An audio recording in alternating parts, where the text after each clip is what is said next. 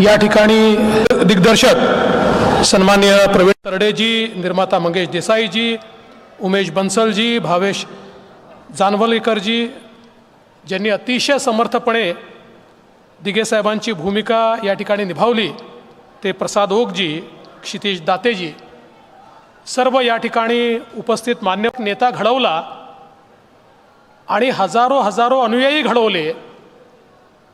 अशा दिघे साहेबांच्या जीवनावर आधारित असलेला धर्मवीर या चित्रपटाचा दुसरा भाग, त्याचं ट्रेलर या ठिकाणी लॉन्च झालं आहे।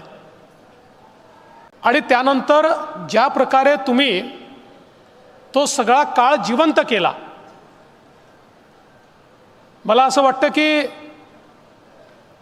प्रत्येकाने ज्याने हा सिनेमा बघितला, या सिनेमाने त्या व्यक्तीला पेटवलं की ज्या समर्थपणे महाराष्ट्राची धुरा सांभाळली आहे। निश्चितपणे दिघे साहेब आणि हिंदू हृदय सम्राट शिवसेना प्रमुख बाळासाहेब ठाकरे हे स्वर्गातनं त्यांना आशीर्वादच देत असतील। त्या ठिकाणी असली सोनं काय आहे हे जनता हेरून घेते आणि महाराष्ट्राच्या जनतेने ते हेरलं आणि शिंदे साहेबांचं नेतृत्व हे महाराष्ट्राने स्वीकारलं। ते फाटले जातील, अनेकांचे खरे चेहरे समोर येतील, त्यामुळे त्याची योग्य वेळ आली की निश्चितपणे तो सिनेमा मी काढेन। पण आज मला आनंद आहे की धर्मवीर 2चं ट्रेलर आपण लॉन्च केला आहे। हा सिनेमा कधी बघायला मिळेल हे मी आतुरतेने पाहतो आहे, त्याची वाट पाहतो आहे। मला केवळ एकच इन्सिडंट सांगायचं आहे की धर्मवीर हा केवळ महाराष्ट्रामध्ये लोकांना आवडला असं नाही, हे दिघे साहेबांच्या जीवनातनं आपल्याला पाहायला मिळतं।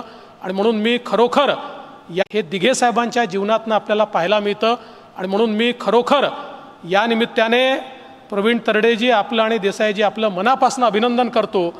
आणि निश्चितपणे धर्मवीर 2 हा तर हिट होईलच, पण आजच धर्मवीर 3ची तयारी देखील तुम्ही सुरू करा, 4ची तयारी देखील सुरू करा, कारण दिघे साहेबांनी